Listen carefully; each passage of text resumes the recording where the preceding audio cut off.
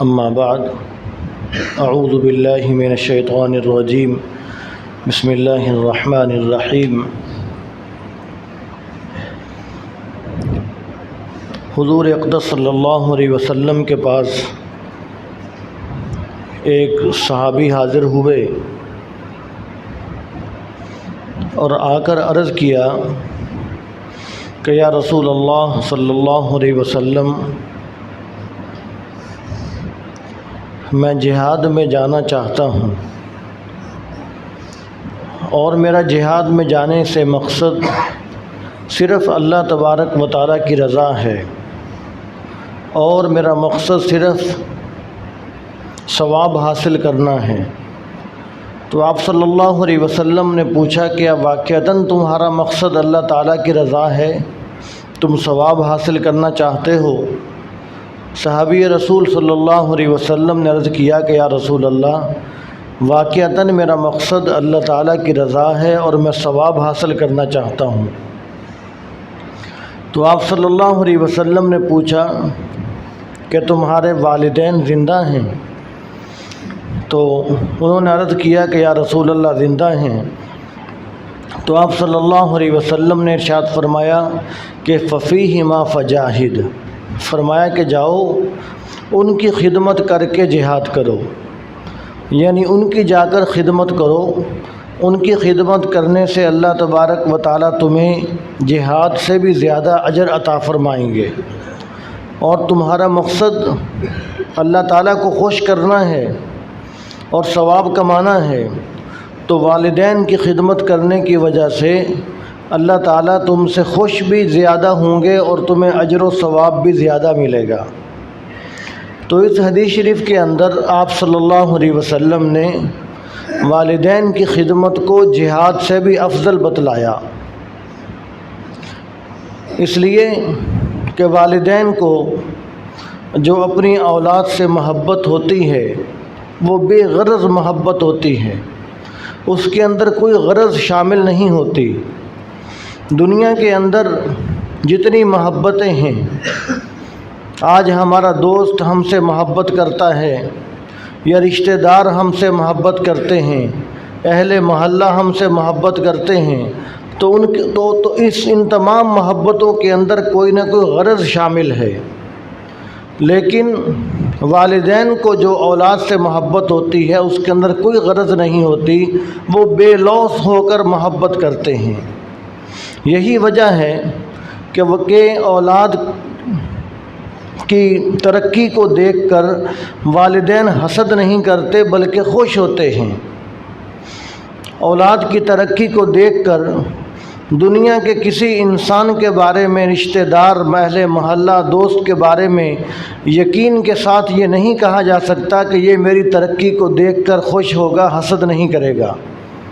لیکن والدین یہ ایسی عظیم دولت ہیں کہ اولاد کی ترقی کو دیکھ کر حسد نہیں کرتے بلکہ خوش ہوتے ہیں اور دعا دیتے ہیں کہ اللہ تعالیٰ اور زیادہ میرے بیٹے کو ترقی نصیب فرمائے۔ کیوں کہ یہ بے غرض محبت ہے، بے لوث محبت ہے۔ تو اس لیے آپ صلی اللہ علیہ وسلم نے ارشاد فرمایا کہ تمہارا اپنے والدین کی خدمت کرنا یہ جہاد سے بھی زیادہ اجر و ثواب حاصل کرنے کا ذریعہ ہے، جہاد سے بھی بڑھ کر اللہ تبارک و تعالیٰ کو راضی کرنے کا یہ ذریعہ ہے۔ اور والدین کو اولاد سے اس قدر بے غرض بے لوث محبت ہوتی ہے کہ ایک واقعہ کتابوں کے اندر لکھا، سچا ہے یا جھوٹا وہ اپنی جگہ، بہرحال ہے بہت سبق آموز، کہ ایک باپ نے اپنے بیٹے کو اعلیٰ تعلیم دلوائی اور اس کو پڑھایا، اور باپ بیٹا دونوں صحن کے اندر موجود ہیں، تو صحن کی دیوار کے اوپر ایک کوا آ کر بیٹھ گیا۔ تو اب باپ نے بیٹے سے کہا کہ بیٹا یہ کیا ہے؟ تو بیٹے نے کہا کہ ابا جان یہ کوا ہے۔ باپ نے تھوڑی دیر کے بعد پھر پوچھا کہ بیٹا یہ کیا ہے؟ تو اب بیٹا کہنے لگا کہ ابا جان آپ کو پتہ نہیں ہے، ابھی بتایا ہے کہ یہ کوا ہے۔ اور تھوڑی دیر کے بعد باپ نے پھر پوچھا کہ بیٹا یہ کیا ہے؟ تو بیٹے کے تیور بدل گئے اور ناراض ہو کر جھڑک کر کہنے لگا کہ ابا جان 1000 مرتبہ تو کہا ہے کہ یہ کوا ہے، آپ کو بات سمجھ نہیں آتی؟ تو جب بیٹے نے 3-4 مرتبہ پوچھنے پر باپ کو ڈانٹنا شروع کر دیا تو باپ اٹھا اور اندر گیا، اپنی پرانی ڈائری نکال کر لایا اور پرانی ڈائری نکال کر اپنے بیٹے کے سامنے رکھی اور بیٹے سے کہنے لگا کہ یہاں سے مجھے پڑھ کر سناؤ۔ تو بیٹے نے پڑھ کر سنایا۔ اس پر لکھا تھا، اس باپ نے اپنی پرانی ڈائری کے اوپر یہ لکھا تھا کہ آج میرا یہ بیٹا چھوٹا تھا اور ہمارے گھر کی دیوار کے اوپر کوا آ کر بیٹھ گیا۔ میرے بیٹے نے مجھ سے پوچھا کہ ابا جان یہ کیا ہے؟ میں نے اس کو بڑے پیار سے جواب دیا کہ یہ کوا ہے، اور میرے بیٹے نے 25 مرتبہ مجھ سے پوچھا کہ یہ کیا ہے۔ میں نے آج 25 مرتبہ بیٹے کو بڑے پیار سے جواب دیا کہ بیٹا یہ کوا ہے، اور بیٹے کے بار بار سوال کرنے پر مجھے بڑا پیار آیا۔ بیٹے کے بار بار سوال کرنے پر مجھے بڑا پیار آیا اور میں نے 25 مرتبہ بڑی خوشی سے خوش ہو کر جواب دیا کہ بیٹا یہ کوا ہے۔ تو باپ کہنے لگا کہ بیٹا دیکھو، باپ اور بیٹے کے اندر یہ فرق ہوتا ہے۔ آج تجھ سے میں نے 3-4 مرتبہ پوچھا کہ یہ کیا ہے، تو نے مجھے جھڑکنا شروع کر دیا، تو ناراض ہو گیا، تو غصے سے بولنے لگا۔ لیکن وہ بھی وقت تھا کہ جب تو چھوٹا بچہ تھا، تو نے 25 مرتبہ پوچھا تو میں نے پیار سے جواب دیا، اور میں نے یہ بھی لکھا کہ مجھے اس بیٹے کی اس ادا پر بڑا پیار آیا۔ تو باپ بیٹے کے اندر یہ فرق ہوتا ہے۔ تو اس لیے اللہ تبارک و تعالیٰ نے، آپ صلی اللہ علیہ وسلم نے، شریعت نے ہمیں والدین کے حقوق بہت زیادہ بتلائے ہیں۔ تو اس لیے اولاد کے ذمہ ضروری ہے کہ والدین کا ادب احترام کیا جائے اور والدین کے ساتھ حسن سلوک کے ساتھ زندگی گزاری جائے، اور پھر والدین کے ساتھ حسن سلوک کرنا، ان کی خدمت کرنا، یہ اتنا عظیم عمل ہے کہ حضرت اویس کرنی رحمۃ اللہ علیہ، جو آپ صلی اللہ علیہ وسلم کے زمانے میں ہیں اور مسلمان ہیں، وہ آپ صلی اللہ علیہ وسلم کے پاس پیغام بھیجتے ہیں کہ یا رسول اللہ، میرا جی یہ چاہتا ہے کہ میں آپ کی خدمت میں حاضر ہو جاؤں اور آپ کی زیارت کر کے صحابی ہونے کا شرف حاصل کر لوں، لیکن مسئلہ یہ ہے کہ میری والدہ بیمار رہتی ہیں، ان کو میری خدمت کی ضرورت ہر وقت رہتی ہے، تو میں اگر آپ کے پاس آؤں گا تو میرے والدہ کو پریشانی ہوگی، تو جس طرح آپ حکم ارشاد فرمائیں، آپ مجھے اجازت دیں، تو میں صحابی نہیں ہوں اس لیے کہ میں نے آپ کا دیدار نہیں کیا، میں نے آپ کی زیارت نہیں کی، میں آپ کا غلام ہوں، مسلمان ہوں۔ تو آپ صلی اللہ علیہ وسلم نے جواب ارشاد فرمایا، جواب کے اندر پیغام بھیجا کہ اسے کہو کہ صحابی ہونے کو قربان کر دے لیکن ماں کی خدمت کو قربان نہ کرے۔ آقا فرمایا کہ اسے کہو کہ میری زیارت کرنے کے لیے نہ آئے۔ ایک آج کا وقت ہے کہ 1400-1500 سال گزرنے کے بعد بھی ایک مسلمان دل میں یہ تمنا رکھتا ہے کہ میری یہ بڑی عظیم شہادت ہوگی کہ میں حضور صلی اللہ علیہ وسلم کے روضہ اقدس پر حاضری دے لوں۔ تو ایک اس وقت کا مسلمان کہ آپ صلی اللہ علیہ وسلم موجود ہیں، آپ صلی اللہ علیہ وسلم کا زمانہ مبارک ہے، تو اس مسلمان کے دل میں کتنی زیادہ محبت ہوگی، کتنا شوق ہوگا کہ میں جا کر حضور صلی اللہ علیہ وسلم کی زیارت کر لوں۔ تو وہ لوگ بات ماننے والے تھے، تو انہوں نے صحابی ہونے کو قربان کر دیا لیکن ماں کی خدمت کو قربان نہیں کیا۔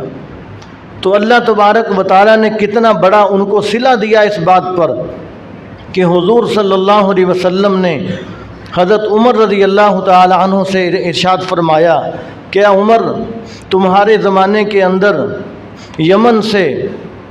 یمن کے علاقے قرن سے ایک شخص آئے گا، اس کا نام اویس کرنی ہوگا، اس کا یہ حلیہ ہوگا، اس کی شکل و صورت، اس کا قد، اس کے بال، اس کا مکمل حلیہ بتلایا کہ اس کا یہ حلیہ ہوگا۔ جب وہ تمہارے پاس آئے تو تم جا کر اس سے ملاقات کرنا اور اس سے دعائیں کروانا، اللہ تبارک و تعالیٰ اس کی دعاؤں کو قبول فرمائیں گے۔ تو جب بھی کوئی قافلہ یمن سے آتا تو حضرت عمر رضی اللہ تعالیٰ عنہ تحقیق کرواتے کہ اس میں اویس کرنی تو نہیں ہے۔ تو ایک قافلہ آیا، پتہ چلا کہ اویس کرنی نامی ایک شخص آیا ہوا ہے۔ تو حضرت عمر رضی اللہ تعالیٰ عنہ فوراً ان کی خدمت میں حاضر ہوئے اور جا کر ان سے ملاقات کی اور دعاؤں کے لیے کہا۔